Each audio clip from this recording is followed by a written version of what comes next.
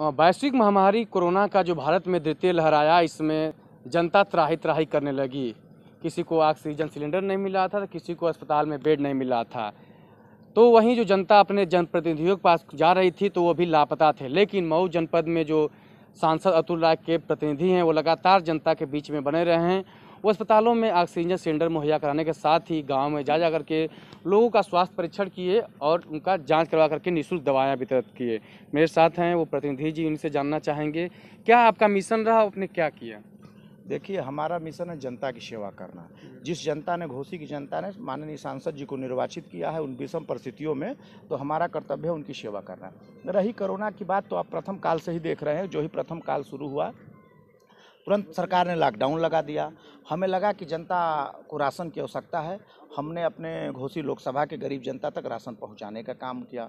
दूसरे कार्यकाल में जब हमें लगा कि ऑक्सीजन और दवा की आवश्यकता है, तो हमने लगातार, जहां जैसे आप देखिए सीएमओ साहब को हमने ले आकर जंबो सिलेंडर उपलब्ध कराए। उसके बाद जब हमें अधिवक्ता साथियों के सहयोग से पता लगा कि सदर हॉस्पिटल में स्ट्रेचर और व्हीलचेयर नहीं है, तो सांसद जी के सहयोग से वो चीज़ें भी सीएमएस साहब को उपलब्ध कराई गई। उसके बाद भी हमें महसूस हुआ कि जो है कि नहीं, यहाँ ऑक्सीजन की भी कमी है, तो हमने ऑक्सीजन कंसंट्रेटर मंगवा के जगह जगह रखवाने का काम किया। चाहे वो दीवानी कचहरी हो या और भी सार्वजनिक जगह है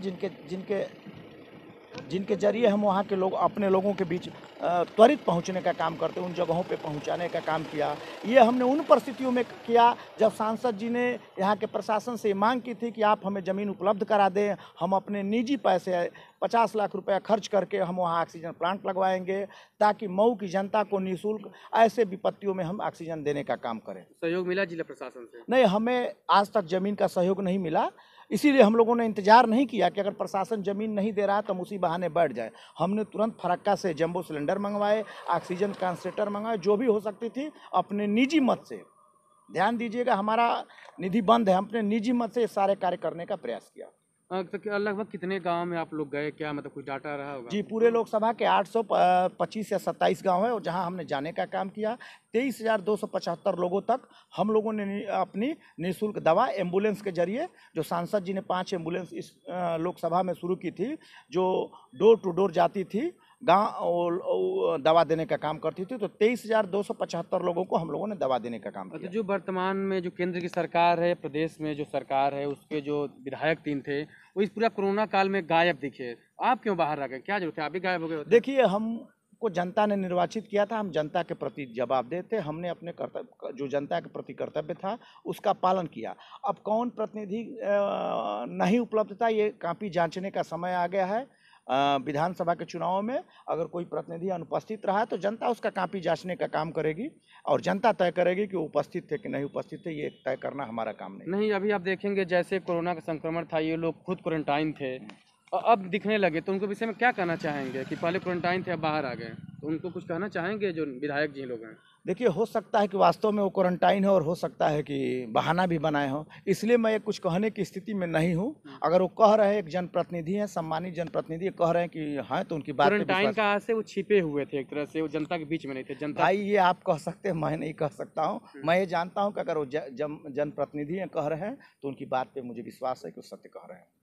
तो क्या उम्मीद किया जा सकता है कि आप बसपा से हैं तो आगे भविष्य में विधानसभा के चुनाव में भी तैयारी होगी आपकी?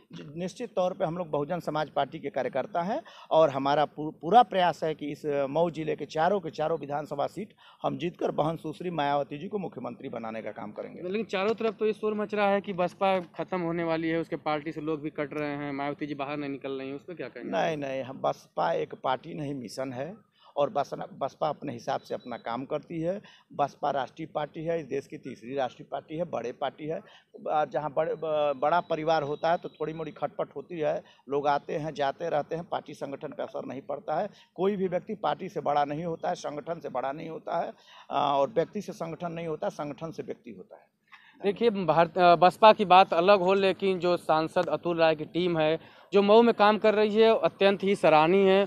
उसकी चारों तरफ चर्चा है, क्योंकि जो कोविड काल था उस दौरान जो भारतीय जनता पार्टी के विधायक थे, मंत्री थे, लापता थे, लेकिन जो जनपद के सांसद अतुल राय की टीम है, आपको बताना चाहते हैं कि सांसद अतुल राय हैं जो जेल में बंद हैं, लेकिन उसके बावजूद जो उनकी पूरी टीम है वो लगातार जनता के बीच में बनी हुई है। पहली लहर में काम की जनता के साथ, द्वितीय लहर में काम की और अब तीसरी लहर के लिए भी तैयार है।